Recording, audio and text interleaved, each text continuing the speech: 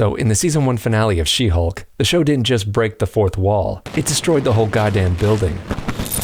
I'm Captain Kirk! I love satire, especially when it's slyly self-aware, but with this finale, man, She-Hulk just went too far and shit everywhere. He shit everywhere! Look what he did, he shit all over the wall! Usually when something like that happens with a show, it's by accident, of course. No one wants to shit the proverbial bed, but this wasn't accidental, and it wasn't desperation on part of the writers. No, this was very deliberately done.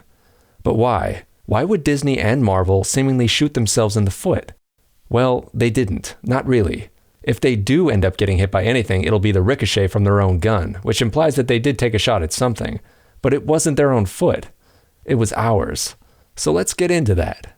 If you haven't seen my last video on She-Hulk, please check it out. But for brevity's sake, I'll just put part of it here in a nutshell for you.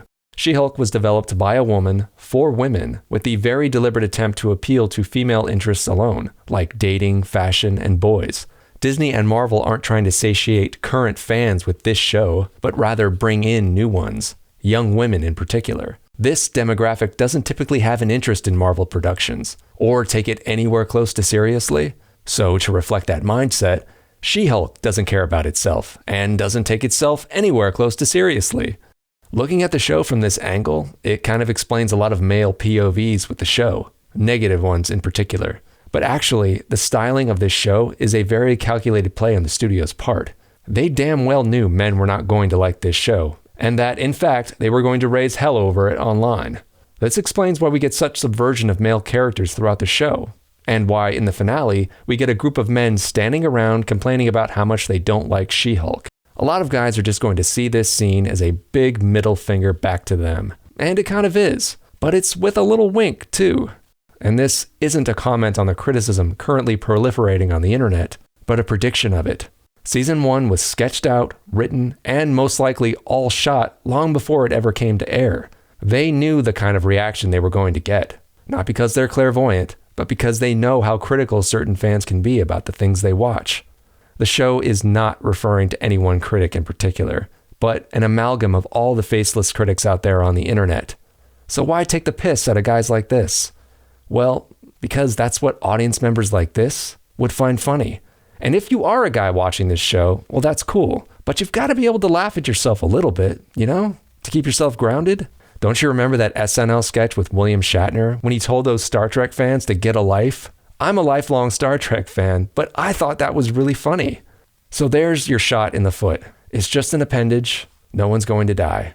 So that part of the episode, I don't mind. Like I said, I love satire. But that moment when Jen not only talked to the camera again, but took control of the whole show, stopped it, and then went into the writer's room, it's like the show just said, fuck it, anything goes. That was a bad idea, because not only are the critics of the show going to laugh at this, but those new fans Disney Plus was hoping to attract, they're just going to give up on the show. And you know why. It's because the show just said nothing matters. There are no rules, no stakes, no consequences. Did you enjoy the romantic journey Jen was on? Did you enjoy relating to the awkwardness and the heartbreak? Well, screw you if you did, because apparently Jen can just change things in the show whenever the hell she wants. So you didn't like that Blonsky didn't get held accountable. Then you just make it so that he is. You don't like the fact that Daredevil didn't come back? Well, guess what? He's here too. Also, Bigfoot shows up, because why the hell not?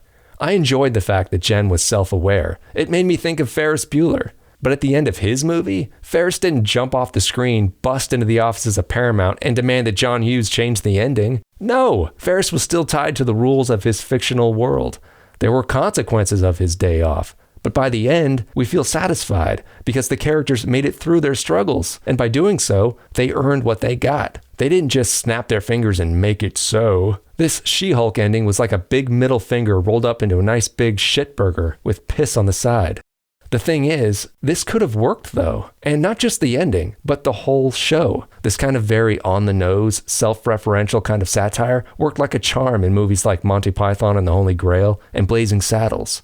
Those movies didn't take themselves seriously for a second, and by the end of each, any rule that there was just thrown out the window. So cops show up and arrest everybody.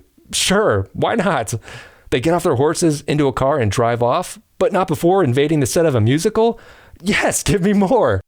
But those things worked because they were satirizing a genre from the outside. She-Hulk is goofing on the superhero genre, but from the inside, She-Hulk is a part of Marvel, not some rogue element. The rules used here have to apply everywhere else in that shared universe, which is a big universe. So if She-Hulk can step out of that show, does that mean that Tony Stark can walk out of the movie too? Can Captain America?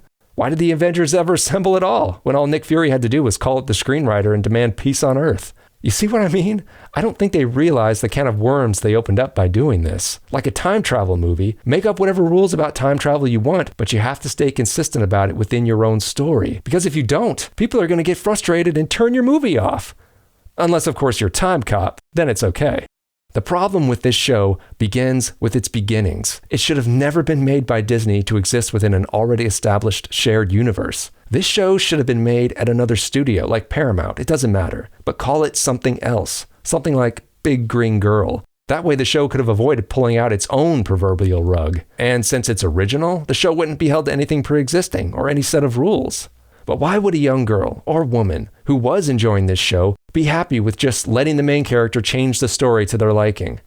That's not a rhetorical question. I really want to know, because the writers really believed and Disney approved that doing this was a good idea, when really it's just a cop-out. The equivalent of saying, oh, it was all just a dream. You follow a protagonist because of the struggle. You get into the story because you start to care about what happens to that person. That's just common sense stuff. But the writers of this show just said, nah, we don't need that crap. If you were at all emotionally invested in Jen as a character, you're going to feel betrayed by this.